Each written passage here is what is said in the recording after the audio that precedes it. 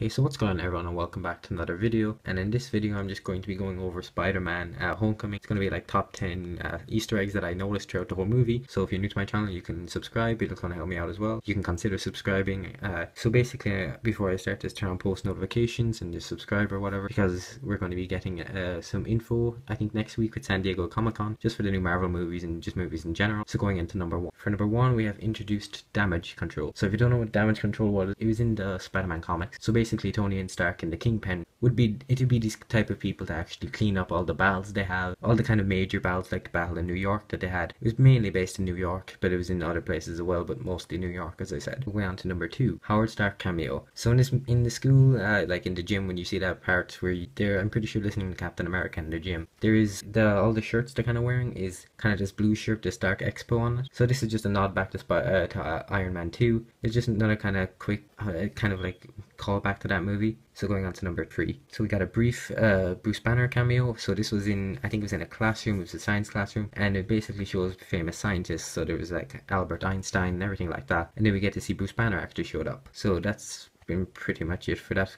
like Easter egg. So going on to number four, there's a Deadpool cameo, or like a Deadpool mention. So in the gym, Liz's friend is basically on about it. I think it's marry and kill. I'm not entirely sure, but I think that's what it's called. And they said, what will you do? And then there's a nod where it goes like, what if he's in his 30s and he has a mask to hide his burnt face? So that's obviously a wink to Deadpool, because Deadpool is in his 30s and he has a burnt mask. So that's just something to consider as well. So that's a nod back to Fox's Deadpool, which I can't wait for the second one. But going on to number five, we have Michelle Jones. So this is basically our friend called her MJ, and this is obviously just a wink back to MJ in the original Spider-Man. So it's an original character from what Kevin Feige said. Nothing really, like, it's not a character from the books or anything, or like the comics or anything. Just a complete original character called MJ, which I thought this was really funny. I noticed this Easter egg just straight away. So going on to number six, we have the Stan Lee cameo. So he's basically talking to his neighbor about how her mother was doing, and this is when Spider-Man was trying to arrest kind of someone in the movie just for trying to break into a car, but it turns out it was their own car they were trying to get into. They basically had locked themselves out of it, so they were just trying to get into it. So it looked really bad, and his part was kind of funny. I had a laugh with that. So going on to number seven, we have a Miles Morales Easter egg. So his uncle is the Prowler, and it's mentioned that he's a nephew in the place, like around the area, which we actually see in the movie. So it's basically just a wink to Miles